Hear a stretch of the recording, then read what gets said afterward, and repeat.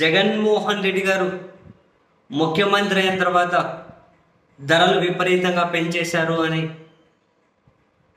అసలు ఏదైనా ముట్టుకుందామన్న కాలిపోయేంత రేట్లు పెరిగాయి అని చెప్పి ఇటువంటి రకరకాల వ్యాఖ్యానాలు విమర్శలు లాంటివి వినిపించాయి కదా. సో ఆంధ్రప్రదేశ్ ప్రజలకి నా రిక్వెస్ట్, నా విన్నపం, నా సూచన, నా సలహా ఏంటంటే, సరే అందరికీ చేరలేకపోవచ్చు, వీలైతే ఈ సలహా, ఈ సూచన చూసే మీకు ఎవరికైనా నచ్చితే కనీసం మీ చుట్టూ ఉన్న వాళ్ళకైనా మీరు ఇవ్వండి. నచ్చితేనే ఇవ్వండి, నచ్చకుంటే యథావిధిగా 4 బూతులు డ్రాప్ చేసి వెళ్ళండి, పర్లేదు. మీరు అక్షరాలతో టైప్ చేసే బూతులు ఏవి నాలాంటివన్నీ మానసికంగా కుంగదీయలేవు, కానీ ఆ బూతులు డ్రాప్ చేసి వెళ్ళండి. నచ్చితే మీరు కొన్ని సలహా ఇవ్వండి వాళ్ళకు. ఏమనంటే, ఈరోజు జూన్ 5, 2024. ఈరోజు కందిపప్పు రేట్ ఎంతో రాసి పెట్టుకోండి.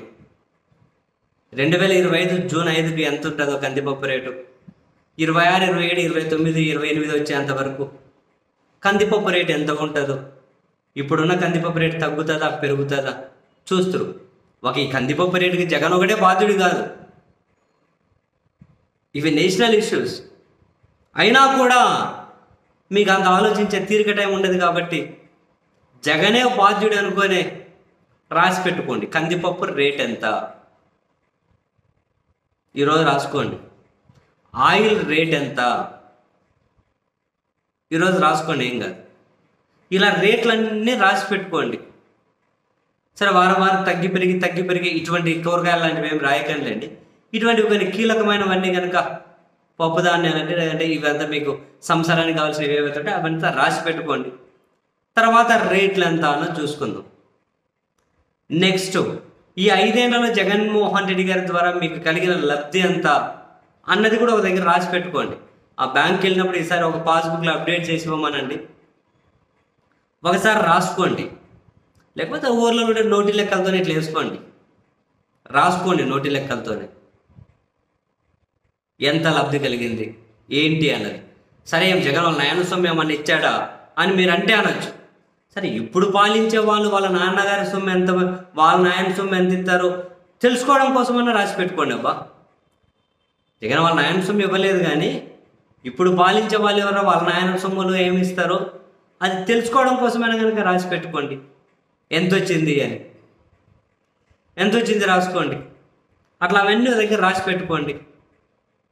ఇంకా అవసరమైతే ఇంతవరకు జగన్ సెంటున్నర స్థలాలు ఇచ్చి ఇల్లు కట్టించే ప్రయత్నం చేస్తే, అంత గొప్ప పనికి శ్రీకారం చుడితే ఆ సెంటు ఇచ్చాడు, ఆ సెంటున్నర ఇచ్చాడని చెప్పి ఎటకారాలు ఆడారు కదా. మరి ఆయన ఇచ్చిన సెంటున్నరకు ఇప్పుడు ఉన్న ప్రభుత్వాన్ని ఇంకో సెంటున్నర యాడ్ చేసి వాళ్ళని ఇల్లు కట్టిమని చెప్పి అడగండి. సంతోషమే కదా, పెద్దవే కదా. అందులో ఇప్పుడు ప్రభుత్వాన్ని పాలించబోతున్న వాళ్ళు కూడా అవే శ్మశానాలు, సమాధులు కట్టుకుంటారని చెప్పి అన్నోళ్ళే కదా. పాపం పేదలకు ఇప్పుడు పాలించబోయే వాళ్ళకు కూడా కాన్సర్న్ ఉంది కదా పేదల మీద. ఇప్పుడు జగన్ ఎక్కడో ఇచ్చాడు కదా, ఎక్కడో సమాధుల్లో ఇచ్చాడన్నారు, అడవుల్లో ఇచ్చాడన్నారు, ఇంకెక్కడో చెట్లలో ఇచ్చాడన్నారు, పుట్టల్లో ఇచ్చాడన్నారు, కుంటల్లో ఇచ్చాడన్నారు, చెరువుల్లో ఇచ్చాడన్నారు, ఎక్కడో ఇచ్చాడన్నారు కదా.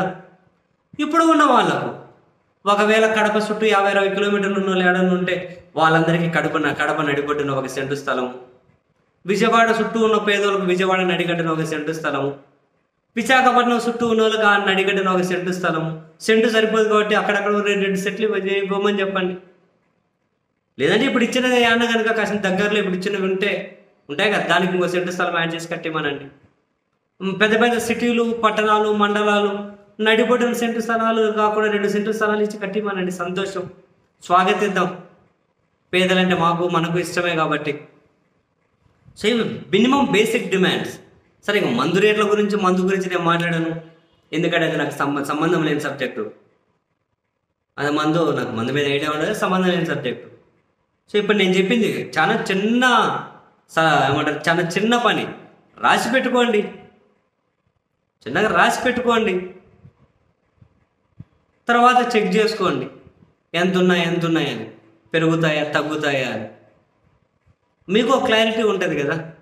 నేను చెప్పిన 3-4 సూచనలు, సలహాలే పాటించండి. మంచి కోరే చెబుతూ ఉన్నాను కదా.